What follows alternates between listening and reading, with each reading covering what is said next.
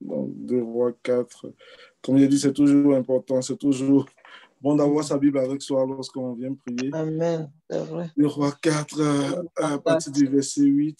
Alléluia, alléluia. Verset 8. Que le nom du Seigneur soit béni. Amen. Amen. Amen. On va demander à notre sœur Irmine, est-ce que tu peux faire la lecture, s'il te plaît, 2 Rois 4 à partir du verset 8. À partir du verset 8, ok. Je lis la parole de Dieu. Amen. Un jour, Élisée passait par Sunem. Il y avait là une femme de distinction qui le pressa d'accepter à manger. Et toutes les fois qu'il passait, il se rendait chez elle pour manger. Elle dit à son mari, « Voici, je sais que cet homme qui passe toujours chez nous est un saint homme de Dieu. Amen. Faisons une petite chambre haute avec des murs et mettons-y pour lui un lit, une table, un siège et un chandelier, afin qu'il s'y retire quand il viendra chez nous. » Élisée, étant revenu à Sunem, se retira dans la chambre haute et y coucha. Il dit à Géhazi, son serviteur, « Appelle cette Sunamite. » Géhazi l'appela et elle se présenta devant lui. Et Élisée dit à Géhazi, « Dis-lui, voici, tu nous as montré tout cet empressement. Que peut-on faire pour toi? Faut-il parler pour toi au roi ou au chef de l'armée? » Elle répondit, « J'habite au milieu de mon peuple. » Et il dit, « Que faire pour elle? » Géhazi répondit, « Mais elle n'a point de fils et son mari est vieux. » Et il dit, « Appelle-la. » Géhazi l'appela et elle se présenta à la porte. Élisée lui dit, « À cette même époque, l'année prochaine, tu embrasseras un fils. » Et elle dit, « Non, mon Seigneur, homme de Dieu, ne trompe pas ta servante. » Cette femme devint enceinte et elle enfanta un fils à la même époque l'année suivante, comme Élisée lui avait dit. L'enfant grandit. Et un jour qu'il était allé trouver son père vers les moissonneurs, il dit à son père, « Ma tête, ma tête. » Le père dit à son serviteur, « Porte-le à sa mère. » Le serviteur l'emporta et l'amena à sa mère. Et l'enfant resta sur les genoux de sa mère jusqu'à midi, puis il mourut. Elle monta, le coucha sur le lit de l'homme de Dieu, ferma la porte sur lui et sortit. Elle appela son mari et dit, « Envoie-moi, je te prie, un des serviteurs et une des ânesses. Je veux aller en hâte vers l'homme de Dieu et je reviendrai. » Et il dit, « Pourquoi veux-tu aller aujourd'hui vers lui?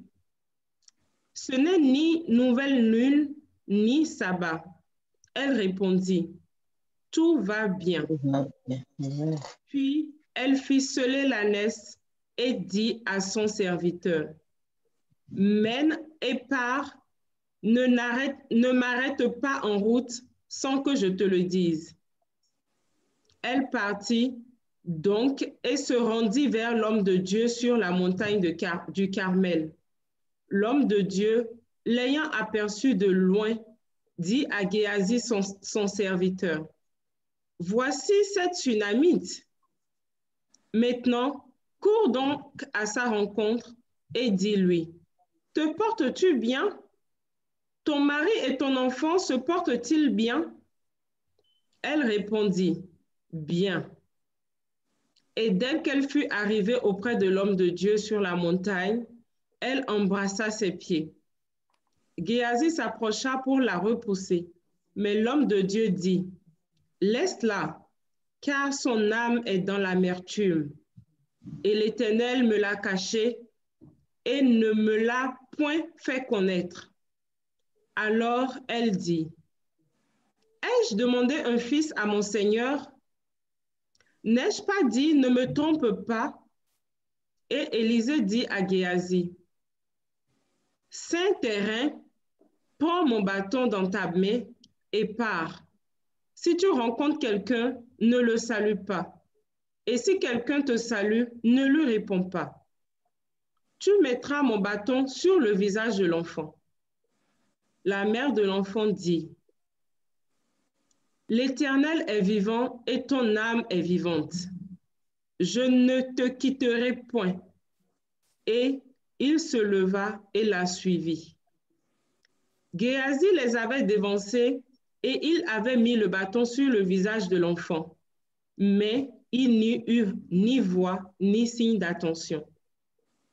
Il s'en retourna à la rencontre d'Élisée et lui rapporta la chose en disant, L'enfant ne s'est pas réveillé. Lorsque Élisée arriva dans la maison, voici, l'enfant était mort, couché sur son lit. Élisée entra et ferma la porte sur eux deux. Et il pria l'Éternel. Il monta et se coucha sur l'enfant. Il mit sa bouche sur sa bouche, ses yeux sur ses yeux, ses mains sur ses mains. Il s'étendit sur lui. Et la chair de l'enfant se réchauffa. Élisée s'éloigna, alla çà et là par la maison. Il remonta et s'étendit sur l'enfant. Et l'enfant éternua 7 fois et il ouvrit les yeux. Élisée appela Géasi et dit, appelle cette Sunamite. Géasi l'appela et elle vint vers Élisée qui dit, elle alla se jeter à ses pieds et se prosterna contre terre. Et elle prit son fils et sortit. Amen, amen, Amen. Amen. C'est une histoire très, très, très passionnante. Je sais Amen. que la plupart d'entre vous connaissez déjà Mhm. cette histoire de la femme de Amen. cette Sunamite. On va sortir quelques points de cela pour ne pas être trop long. C'est que la lecture était longue. Merci, Mhm. merci Tata Emile pour cette lecture. Alléluia. Amen. Donc, la première des choses qu'il faut observer ici, c'est un point qu'on avait déjà développé en lisant le livre d'Esther. C'est vraiment notre attitude vis-à-vis, on va dire des hommes de Dieu, mais notre attitude surtout vis-à-vis de Dieu. Vis-à-vis de Dieu. Mhm. Élisée passait souvent à Sunem. Il passait à Sunem lorsque on se rend compte de la différence que cette femme marque parmi toutes les autres femmes. Ce n'était pas la seule habitation. Ce n'était pas la seule maison qui était à Sunem. Mhm. Et souvent, en tant qu'enfants de Dieu, nous devons faire attention à certaines choses. Cette dame, elle était une femme de distinction. Ça veut dire qu'elle était assez nantie. Son mari, peut-être, s'était en sorti dans la vie. Donc, ils avaient une belle demeure. Et en plus d'avoir cela, elle avait un cœur disposé. Aujourd'hui, lorsqu'on passe souvent dans des résidences, dans des quartiers où il y a plusieurs grosses villas, grosses maisons, gros domaines, les portails sont fermés. Les portails sont fermés. Mais contrairement à ces personnes-là, cette femme de distinction, elle allait vers l'homme de Dieu. Elle a reconnu en lui un homme de Dieu. Elle a reconnu en lui un serviteur de Dieu. Très important. Très, très, très important. Peut-être qu'Élisée n'avait absolument pas grand-chose à démontrer qu'il était homme de Dieu. Ça ne s'écrit pas sur le visage des gens. Quand tu vois quelqu'un passer, tu ne dis pas, oh, wow, celui-là, c'est un homme de Dieu, l'autre n'est pas homme de Dieu. Ça ne se voit quasiment pas par les formes ni par les visages.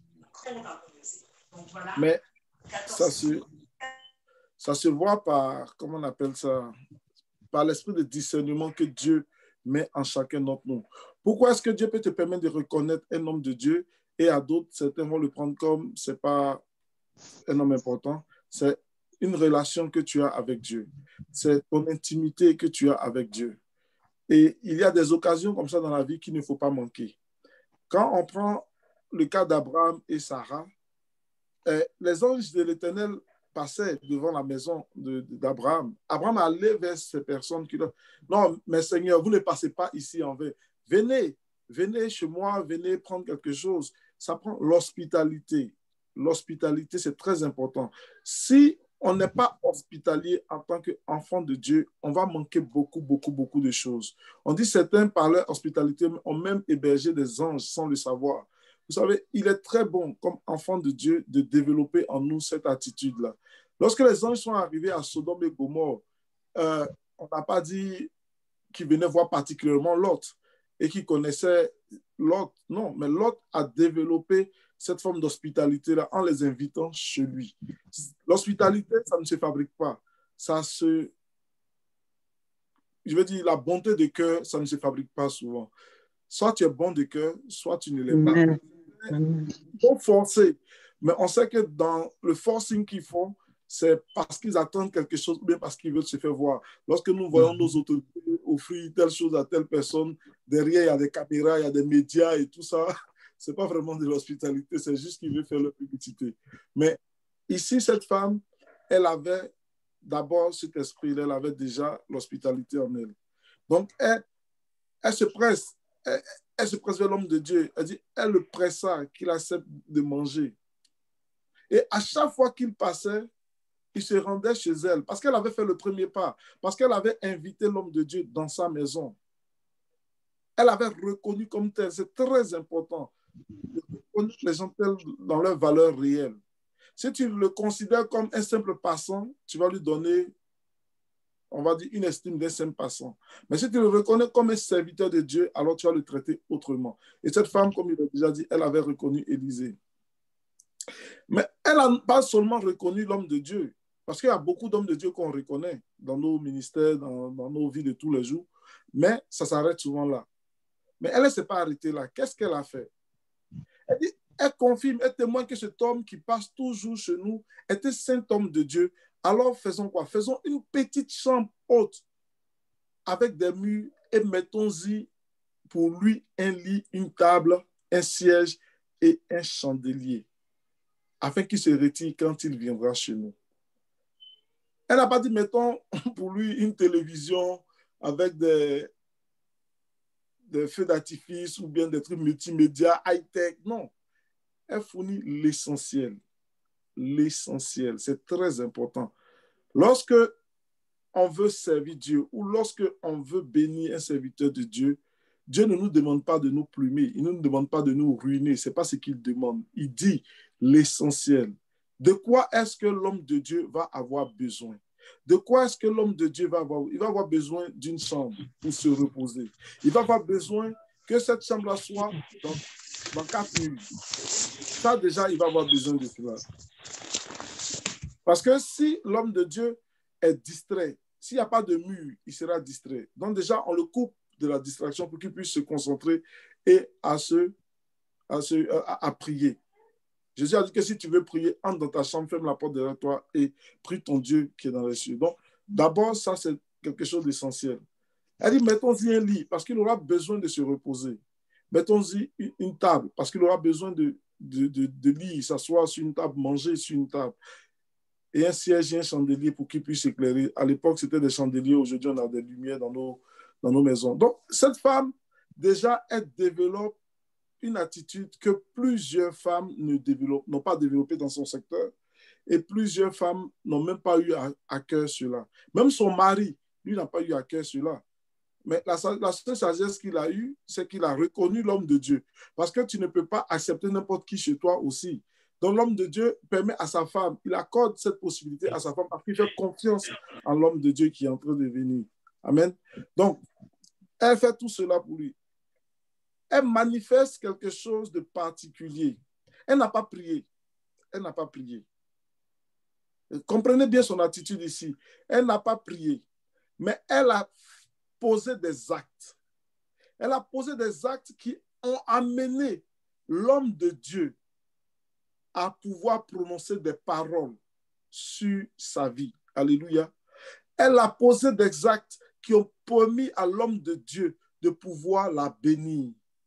Elle a posé des actes qui ont fait que l'homme de Dieu ne pouvait pas rester indifférent. Frères et sœurs, il y a des choses qu'on fait et qui ne peuvent pas laisser Dieu indifférent de notre situation. Il y a des choses qu'on pose comme actes qui ne peuvent pas laisser Dieu indifférent.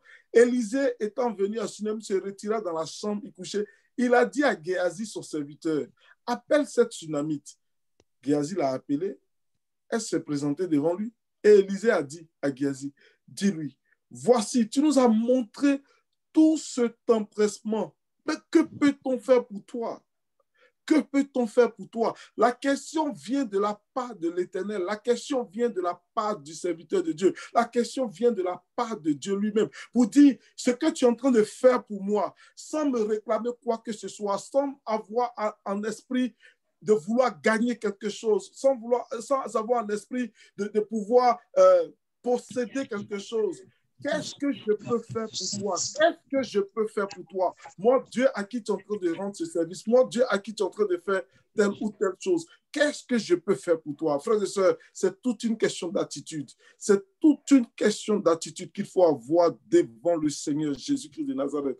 On ne prie pas en vain, on ne se réunit pas ici en vain. On n'attend pas des millions, ce n'est pas pour l'argent qu'on le fait, ce n'est pas pour plein de choses qu'on le fait. On le fait parce qu'on aime Dieu. On le fait parce qu'on croit que Jésus-Christ de Nazareth, lui, il a été bon envers nous. Il a donné sa vie pour nous. Alors nous manifestons cela. Et sans attendre rien en retour, le Seigneur dit, je ne peux pas rester indifférent vis-à-vis de ce que ma fille telle ou mon fils tel est en train d'entreprendre. Je ne peux pas rester à l'écart.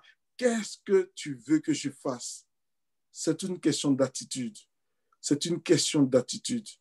Il faut qu'on vienne à Dieu avec un cœur réel et un cœur sincère. Il faut qu'on entreprenne des actes et des actions pour lui avec un cœur réel, avec un cœur sincère, parce qu'on l'aime, parce qu'on l'aime. Cette femme, Élisée lui a dit, et voilà ce qu'il propose. Faut-il parler pour toi au roi ou au chef de l'armée?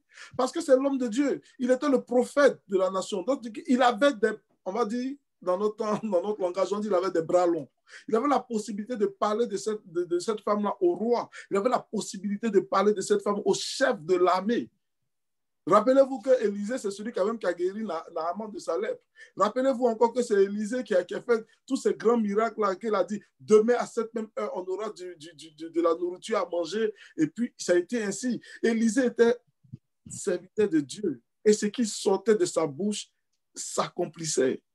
Parce que le Seigneur a dit qu'il accomplit ce que ses serviteurs prédisent. Et il confirme la parole de ses serviteurs. Donc, ce qui fait que ce qui sort de la bouche de l'homme de Dieu, c'est très important. Et lui, il avait non seulement cette capacité, mais en plus, il connaissait encore des autorités. Elle a répondu, j'habite au milieu de mon peuple. J'habite au milieu de mon peuple. Pour dire, ce que j'ai me suffit. Ce que j'ai, ça me suffit. Et il dit, mais que faire pour elle? Oh Seigneur, nous voulons te mettre dans cette situation-là. Quelqu'un va dire, Seigneur, je vais te mettre dans cette situation. Où le Seigneur s'est dit, qu'est-ce que je peux faire pour ma fille? Qu'est-ce que je peux faire pour elle?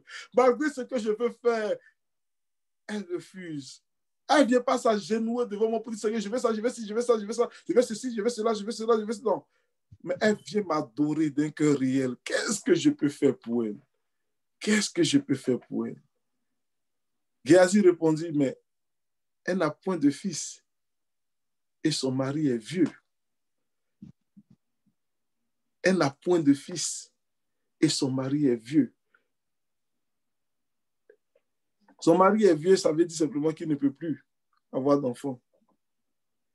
Ça prend un miracle de l'Éternel. Ça prend un miracle de l'Éternel. Géasi a mis le point sur ce que cette femme voulait véritablement. Géasi a mis le point sur ce qui manquait véritablement à cette femme. Ce n'était pas le matériel. Ce n'était pas affaire de parler au roi. Ce n'était pas affaire d'avoir encore beaucoup plus d'opportunités auprès des autorités. Ce n'était pas ça. Le vrai besoin qu'elle avait, c'était qu'elle était seule avec son mari et qu'elle voulait un enfant. Et cet enfant-là, elle le désirait. Mais elle le désirait au fond d'elle. Elle le désirait au fond d'elle. Elle le désirait vraiment au fond d'elle. Et Géasi a pu mettre le doigt dessus. Alors quand Élisée dit, appelle cette Tsunamite, elle se présente à la porte, Élisée lui dit, Il ne lui demande pas son avis. Il ne lui demande pas son avis parce qu'il décèle concrètement le besoin qui est là. Il dit à cette même époque, l'année prochaine, tu embrasseras un fils. Alléluia. Alléluia. L'année prochaine, à cette même époque, tu embrasseras un fils. Frère, la vie, c'est Dieu qui donne. Amen. La vie, là, c'est Dieu qui donne. Amen. Il nous a créés par la parole. Il a dit, faisons l'homme à notre image, selon notre ressemblance. Le seul qui a capacité de donner la vie, c'est Dieu. C'est Dieu. C'est Dieu. Notre seul rempart, notre seul secours, notre seul cri que nous devons porter si on veut avoir un enfant, si on veut toucher les choses célestes, c'est vraiment nous adresser à Dieu. C'est vraiment nous adresser à Dieu. Parce que c'est lui qui a créé l'homme. Alléluia. Amen. Et l'homme de Dieu a prophétisé. Il a fait sortir la parole. La parole de Dieu ne retourne point à lui sans accomplir ce pourquoi ça a été envoyé. Alléluia. Si Dieu a parlé sur ta vie, frères et sœurs, aie foi, crois, parce que ce qu'il a dit va s'accomplir. Ce qu'il dit s'accomplit toujours. Alléluia. Il dit l'année prochaine, il n'a pas dit dans 10 ans, dans 20 ans, dans 30 ans, dans 50 ans. Non, il dit l'année prochaine. Cette année, c'est confirmé, c'est arrêté. La date est précise. L'année prochaine, à cette même époque, tu embrasseras un fils. Alléluia. Comment ça va se passer? Ça, ce n'est pas ton problème. Comment ça va s'arranger? Ça, ce n'est pas ton problème. Tu n'as pas à t'inquiéter. Celui qui a dit la parole, celui qui a fait sortir la parole, le Dieu Tout-Puissant, il est capable de faire les conditions pour que ça arrive. Amen. Faisons confiance en Dieu. Faisons confiance en Dieu, frères et sœurs. Faisons confiance en Dieu.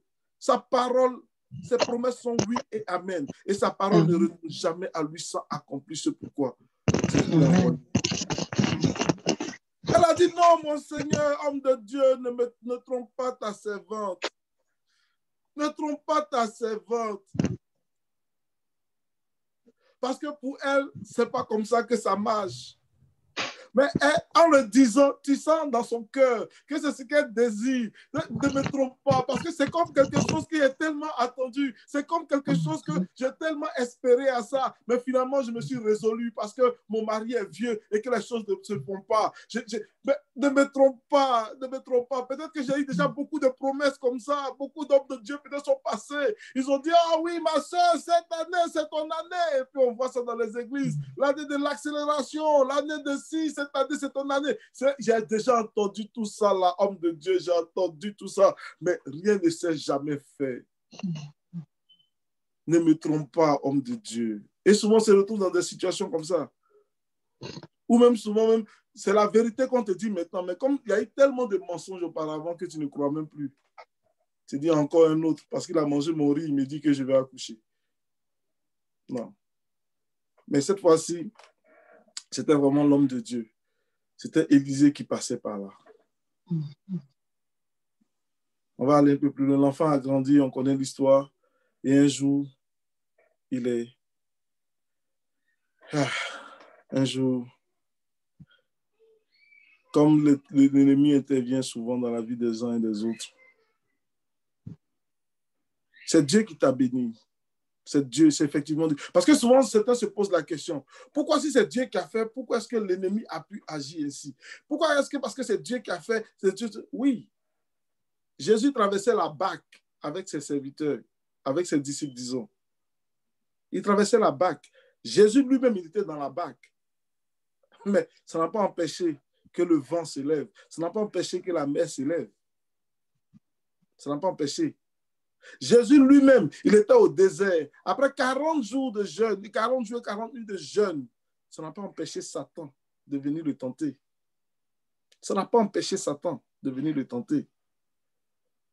Pourtant, c'est lui le Fils de Dieu.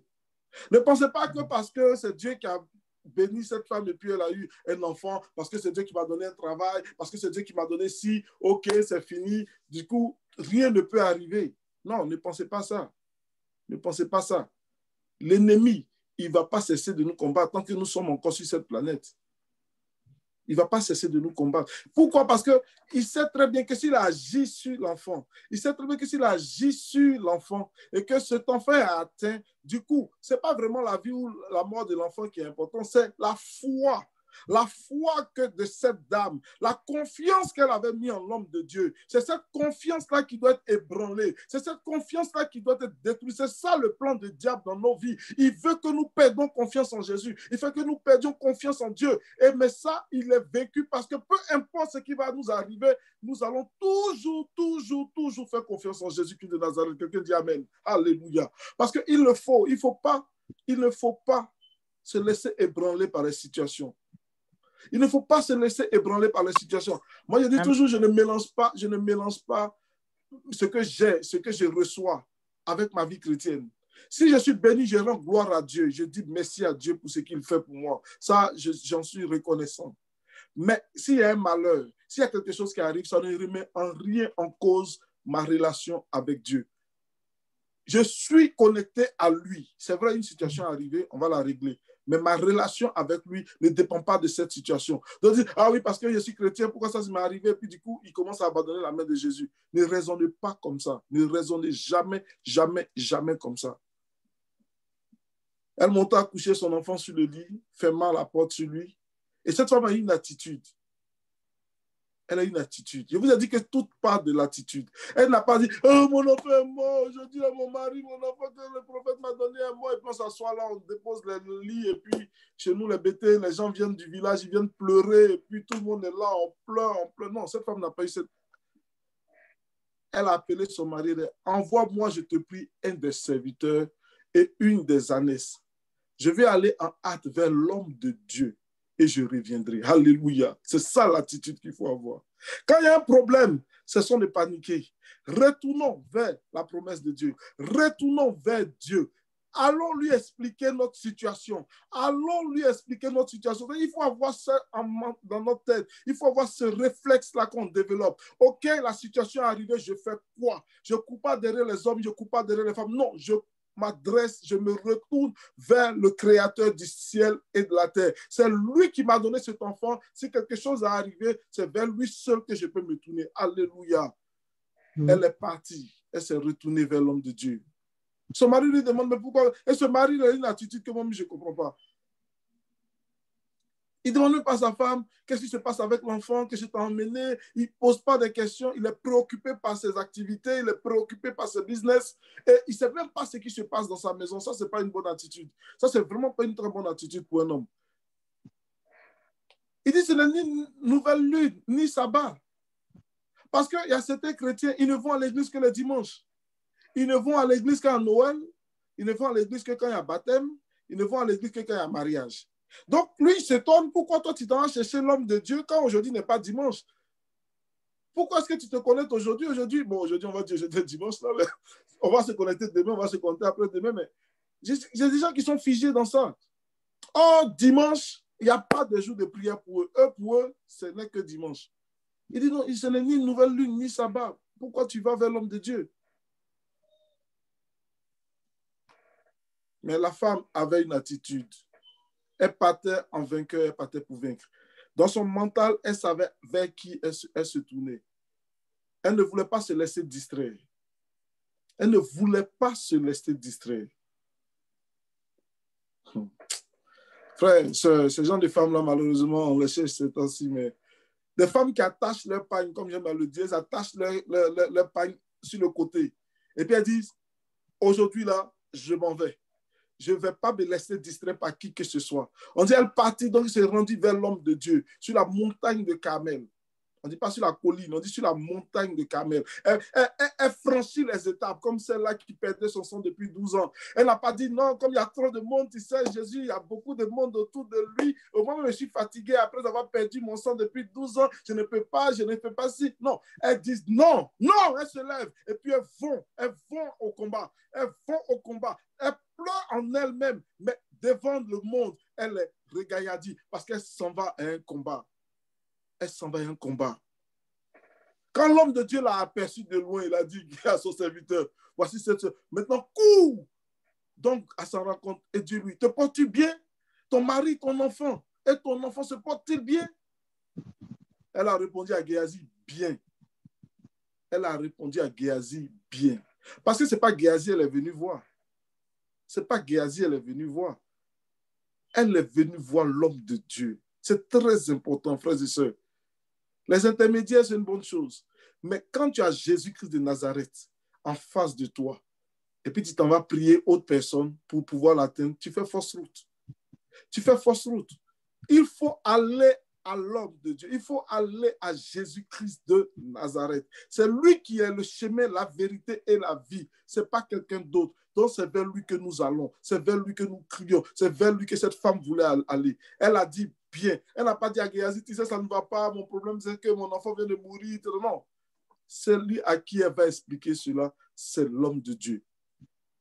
Et dès qu'il fut arrivé près de l'homme de Dieu de la montagne, elle embrassa ses pieds. Elle se prosterne devant lui. Géasi, dans la formalité, veut la repousser, mais l'homme de Dieu comprend. Il comprend la peine, l'amertume qui est dans le cœur de cette femme.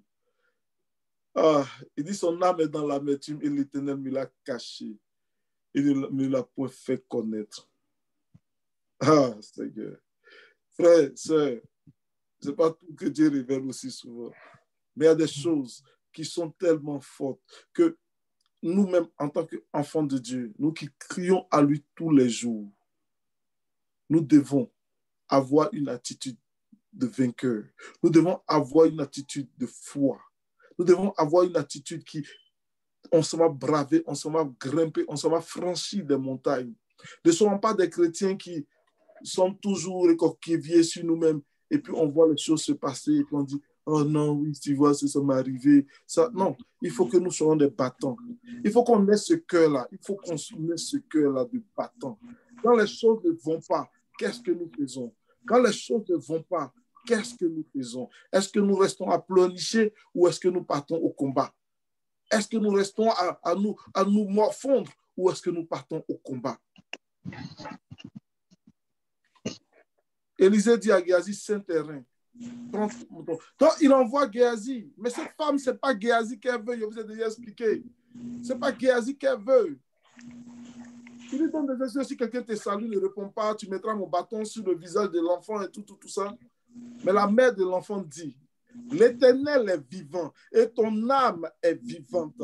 Je ne te quitterai point. Toi, homme de Dieu, je ne vais pas te quitter. Quelle résolution! Elle est résolue, elle est affermie dans ce qu'elle veut véritablement. Frères et sœurs, c'est ça la vie chrétienne. C'est ça. Il ne faut pas qu'on soit non, il faut qu'on soit résolu. Il faut qu'on soit résolu. Je veux quelque chose de la part du Seigneur. Il voit en moi cette attitude de quelqu'un qui est résolu. Il y a des gens qui prient un jour, ah Seigneur, donne-moi telle chose. Et puis demain, tu leur demandes, tu as prié pour ça encore aujourd'hui. Ah, j'ai oublié même, j'ai oublié. Ça veut dire que ça ne leur tient même pas à cœur. Ça ne leur tient même pas à cœur. Mais si ça ne te tient pas à cœur, pourquoi est-ce que tu viens importuner le maître? On va aller un peu plus vite, le dire presque l'heure là, mais Géasi s'en va, il fait ce que l'homme de Dieu lui a dit, mais malheureusement, ça ne marche pas. Alors, l'homme de Dieu lui-même, il est obligé d'entrer en action. Alléluia. Alléluia. Quand les intermédiaires ne peuvent rien, il faut que le Seigneur lui-même, il puisse agir. Alléluia. Vous vous rappelez un peu lorsque Jésus revient avec Pierre, Jacques et Jean de la montagne de transfiguration, et puis il voit dans la vallée, il voit ses disciples sont en train ils n'ont pas pu chasser le fils qui était épileptique, celui qui se traînait dans la boue, celui-là qui se jetait même dans le feu. Et ses serviteurs n'ont pas pu chasser le démon. Quand les serviteurs ne peuvent plus rien, frères et sœurs, ça prend Jésus lui-même, ça prend l'autorité, ça prend le Christ lui-même pour agir. Alléluia. Ici, Géasi n'a pas pu faire. Malgré les instructions, Géasi n'a pas pu faire. Et le Seigneur a dit pourquoi? Parce que c'est à cause de notre incrédulité. C'est à cause de notre incrédulité que les choses ne bougent pas. C'est à cause de notre incrédulité. Géasi, c'est vrai, on lui a dit d'envoyer mettre le bâton, mais avec quelle attitude il vient mettre un bâton? Est-ce qu'il vient avec le fait que si je fais ça, cela va marcher? Cette femme, elle s'est dit en elle-même, si je touche le pan de sa robe, je serai guérie. Elle a cultivé ça en elle. Elle n'a pas voulu se laisser distraire par quoi que ce soit. On lui a proposé toutes les solutions, mais elle a dit non, la solution que moi j'ai, c'est que si je touche le pan de sa robe, c'est là que ça va marcher. C'est seulement là que ça va marcher. Alléluia. Et elle est partie là. Ici, cette femme était convaincue que c'est lorsque Élisée lui-même va s'impliquer que les choses vont se faire. Dieu veut agir. Mais quelle foi tu mets en lui? Qu'est-ce que tu te dis en toi? Qu'est-ce que tu mets en toi comme foi? Qu'est-ce que tu développes dans ta vie de tous les jours? Alléluia. Alors, on aurait pu dire, je m'en vais accompagner Géasi. De toute façon, il va chez moi à la maison. Non. Tu es convaincu que c'est le Seigneur Jésus-Christ de Nazareth qui fait bouger les choses. Élisée est entré, il a fermé la porte sur eux deux. Quand tu veux prier, entre dans la chambre et ferme la porte. Il est entré et il a commencé à prier. Il n'a pas prié Bouddha, non. Il n'a pas prié Mahomet. Il n'a pas prié qui que ce soit. Il a prié l'Éternel des amis. Qui est-ce que tu pries? Vers qui tu t'adresses quand les situations ne vont plus? Vers qui tu te tournes? Il était serviteur de Dieu. Il a prié l'Éternel. Il a prié l'Éternel. Avec quel objectif? Il a prié. Il s'attendait à ce que cet enfant ressuscite. Alléluia. Il s'attendait à cela. On dit, il monta, il se coucha sur l'enfant. Il mit sa bouche sur sa bouche, ses yeux sur ses yeux, ses mains sur ses mains. Et il s'étendit sur lui. Vous pensez qu'Élisée a triché ça? A inventé ça? Non. Une autre fois, on va lire Élie. Élie a fait pareil. Or, Élie est celui qui a formé Élisée. Il est parti à l'école d'Élie. Lorsque la dame, la veuve, avait perdu son fils, qui devait manger le dernier pain avec elle et puis il allait mourir, c'est ce que Élie a fait. Élie est monté, il s'est couché. Il a mis sa bouche sur la bouche de l'enfant, ses yeux sur ses yeux, ses mains sur ses mains. Il s'est étendu sur lui. On dit, et la chair de l'enfant se réchauffa. Vous savez pourquoi la chair de l'enfant s'est réchauffée? Parce que Élisée a la vie en lui. Alléluia. Parce que nous avons la vie en nous, frères et sœurs. Quand tu as Jésus-Christ de Nazareth en toi, tu as la vie en toi. Alors tu communiques la vie autour de ce que tu as. Il faut que nous le croyions, il faut que nous le sachions. Tu as Dieu en toi, tu as l'Esprit de Dieu en toi, tu as le Saint-Esprit en toi. Ah, Seigneur, aide-nous. Une fois, elle était à l'église, une jeune femme, je voulais lui faire une accolade. Elle dit, non, c'est vrai, j'ai le rhume. Et puis, il a dit, mais moi, j'ai le Saint-Esprit en moi, j'ai Jésus en moi. Donc, si tu ne me fais pas d'accolade, ça veut dire que tu ne es pas guéri. Parce que toi, tu veux me communiquer ton rhume, n'est-ce pas? C'est ce que tu crains. Mais moi, je vais te communiquer la vie. Je vais te communiquer ce qui est en moi. Parce que chacun va communiquer à chacun ce qu'il a. On a l'Esprit de Dieu en nous. On a le Saint-Esprit en nous. On a la vie en nous. Jésus a dit, il est le chemin, la vérité et la vie. Et il vit en toi. À moins que tu ne le crois pas, à moins que tu ne l'aies pas accepté. Mais sinon, il est en toi. Il faut le croire. Élisée communique la vie à cet enfant. Et la chair de l'enfant se réchauffe. Alléluia. Élisée s'éloigna ça et là de la maison, puis remonta et s'étendit sur l'enfant encore. Et l'enfant éternua. Pas 2 fois, pas 3 fois, mais 7 fois. Alléluia. Le signe de la perfection. Vous dites que c'est accompli. Vous dites que c'est fait. Vous dites que la vie est là. Vous dites que l'enfant vit. Alléluia. Et il ouvrit les yeux. Oh, je suis trop en joie quand je lis ce passage-là. Parce que je sais que notre Dieu, il est vivant. Il est puissant. Il fait la différence. Alléluia. Élisée appela Géasi et dit, appelle cette Tsunamite. Appelle cette Tsunamite. Géasi l'appela, elle vint vers Élisée qui dit, prends ton fils. Elle alla se jeter à ses pieds et se prosterna contre terre. Et elle prit son fils et sortit. On ne peut pas rester indifférent face au miracle de Dieu dans nos vies.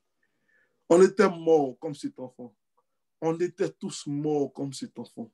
Et Christ est venu nous communiquer la vie en abondance. Il est venu nous réveiller, il est venu nous ressusciter, il est venu payer le prix pour nous afin que nous puissions vivre. Il est venu se donner en échange pour nous, pour que nous puissions avoir la vie. C'est pour cela qu'il mérite la gloire, c'est pour cela qu'il mérite la louange, c'est pour cela qu'il mérite toute acclamation, parce que Jésus-Christ de Nazareth, c'est lui qui communique la vie. Alléluia. En dehors de lui, il n'y a pas de vie. En dehors de lui, il n'y a pas de vie. Et c'est pour cela que nous devons nous prosterner comme terre devant Jésus, parce qu'il est le véritable Dieu. Croyez-le, frères et sœurs, saisissez-le. En Dieu, il y a des miracles qui se font. Il ressuscite encore les morts aujourd'hui où je vous parle. Il fait des choses extraordinaires. Il fait des miracles. Il faut que nous croyions cela. Il faut que nous croyions cela. Il faut que nous partions avec une attitude de vainqueur. Il faut que nous partions avec une attitude qui fait la différence. Lorsque nous demandons l'esprit, l'intelligence ou le discernement pour pouvoir reconnaître les faits et gestes. Je vous ai déjà dit qu'il y a des occasions qui ne se présentent qu'une seule fois. Il y a des occasions, il ne faut pas les rater. Élisée passait dans ce quartier, il passait toujours à Sunem. Cette femme n'a pas raté l'occasion parce qu'elle a considéré l'homme de Dieu. Alors elle était bénie. Elle a eu sa promesse. Satan voulait venir voler cette promesse, mais on a dit non. Ce que Dieu donne, il le donne pour toujours. Ce qu'il a commencé avec toi, il va l'amener à l'achèvement. Alors même si l'ennemi est en train de s'acharner contre toi, ne te décourage pas, ne te décourage surtout pas. Retourne à ton Dieu. Crie à lui, dis Seigneur, c'est pas ce que tu m'as dit au début, c'est pas ce que tu m'as dit. Tu as dit que cet enfant allait vivre, tu as dit que cet enfant que tu m'as donné, il allait vivre. Alors Seigneur, comment se fait-il que l'ennemi peut me voler cela? Je retourne à toi, je crie à toi et Dieu va faire son miracle dans ta vie. Peu importe, aujourd'hui, ça c'est l'exemple d'un enfant. Ça peut être un travail, ça peut être une situation, ça peut être un mari, ça peut être un mariage, ça peut être plein de choses. Il ne faut pas que nous nous laissons intimider par le diable. Il ne faut pas que nous nous laissons intimider par Satan.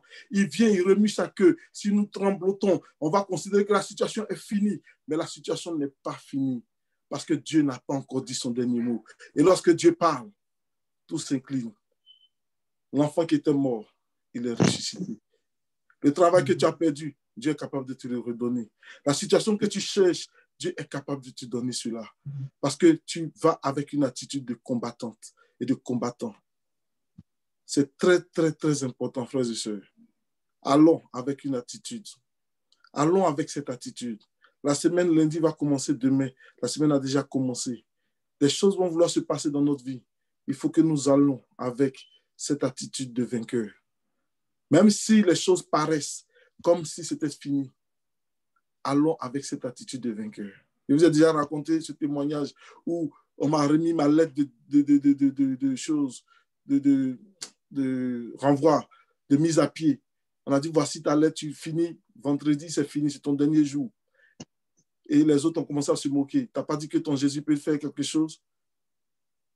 Et je suis parti maintenant avec une attitude de vainqueur. J'ai dit, Seigneur, c'est toi qui m'as envoyé ici. Et ce qu'ils sont en train de faire, c'est de la moquerie. Et au nom de Jésus-Christ de Nazareth, je refuse cela. Je refuse cela. Et le jeudi, on m'a appelé pour me dire, cette lettre-là, tu peux la déchirer. Parce qu'elle est nulle et non avenue. Nulle et non avenue. Alléluia. Amen. Si on va avec une attitude de vainqueur, ça change les donnes. Pareil, le médecin a dit à ma femme, tu ne peux pas enfanter. Tu ne peux pas enfanter. Quand on te regarde là, tu ne peux pas. On n'est pas parti dire, oh non, ils nous ont dit, vous avez la chance. Le Canada commence maintenant à investir dans les fécondations in vitro. Vous avez la possibilité de vous engager dedans. Vous êtes un jeune couple, on va financer cela pour vous. On est retourné à la maison et on a dit, notre Seigneur qu'on sait, il est capable de nous donner un enfant. Et par la grâce de Dieu, maman Kwasi, là, je l'ai appelé. Il a dit, mon petit, on va lire le psaume 128. Je n'ai jamais oublié ça. On est retourné dans le psaume 128. Ta femme est une vigne féconde dans l'intérieur de ta maison. Tes enfants sont comme des plants d'olivier autour de ta table. Tel est béni l'homme qui craint l'Éternel. J'ai dit, Seigneur, c'est toi je crains. Je refuse tout diagnostic de médecin. Je refuse tout ce qu'ils sont en train de dire. Tout ça, c'est mensonge sur mensonge. Ce que je veux croire, c'est la parole de Dieu. Je me suis mis à jeûner, à prier, à chercher la face du Seigneur. Ma femme m'a dit, si en janvier, il n'y a rien qui se passe avec ton affaire, moi, je retourne voir le médecin. Il dit, Seigneur, tu ne vas pas permettre cela. Tu vas la fortifier. Tu vas la fortifier. Tu vas la fortifier. Et Dieu l'a fortifié. On a passé par tous ces événements. Et le Seigneur, un bon matin, 3 heures du matin, m'a appelé pour me dire, chérie, voici ce que le petit truc là dit. Qu'est-ce que ça veut dire quand c'est 2 traits ou c'est un trait? Et puis, j'étais en sommeil. Il a dit, mais quand c'est 2 traits, j'ai dit, tu es enceinte, c'est pour ça que tu me réveilles là. Et après, je me suis rendu compte, il dit, tu es en quoi? Tu es enceinte? Et puis, j'ai commencé à crier dans toute la maison, être content, parce que Dieu avait fait son miracle. Pourquoi? Parce qu'on a eu une attitude de vainqueur. On ne s'est pas laissé ébranler par les dits des médecins. On ne s'est pas laissé ébranler par les situations que les médecins ou que n'importe qui pouvait nous dire. Mes amis se sont moqués de moi. Mon propre petit frère sa femme a accouché, il ne me l'a pas dit parce que pour eux, on est stérile, on ne peut pas avoir enfant. C'est comme me frustrer s'il me dit cela. Mon propre ami avec qui je suis venu au Canada ici, sa femme est tombée enceinte, ils ne m'ont pas dit parce que pour eux, on est stérile, on ne peut pas avoir d'enfant, cela serait nous blesser, cela serait nous offusquer. Et c'était dans... Mais frères et sœurs, mais ça te prend une attitude, ça te prend une attitude de vainqueur pour vaincre tout ça. Ça te prend une attitude. comme cette femme. Tu dis, moi, ce que le Seigneur a dit, c'est ce que j'accepte de croire. Et peu importe ce que Satan est en train de manigancer, je refuse cela. À la fin, c'est moi qui aurai le dernier mot, au nom de Jésus-Christ de Nazareth. J'ai dit à un ami, est-ce que tu lis la Bible? Est-ce que tu lis la Bible? Il dit, oui, il lit la Bible. Il dit, tu ne lis pas la Bible. Parce que quand tu regardes bien dans la Bible, toutes les bonnes choses que le Seigneur veut faire, ça prend du temps. Ça prend du temps. Ça prend... Tu connais l'histoire de Samuel? Voilà, ça prend du temps. Tu connais l'histoire d'Isaac? Il dit oui. Il dit, ça prend du temps. Il m'a regardé, puis il a remis, il dit, toi, Sylvain, on ne peut rien faire avec toi. Il dit, il faut laisser ça. Le Seigneur, il a commencé, il va terminer. Alors, je lui fais entièrement confiance. Frères, sœurs, allons avec une attitude. Allons avec cette attitude de vainqueur. Allons avec cette attitude de foi. Et nous allons voir les choses bouger. Si tu veux voir les choses bouger, il faut que tu aies une attitude qui fait bouger les choses. Amen. Que le nom du Seigneur soit béni. C'était vraiment le message que le Seigneur avait mis à mon cœur pour ce soir. Amen. Alléluia. Merci Seigneur. Amen. Sois béni, pasteur, mon fils.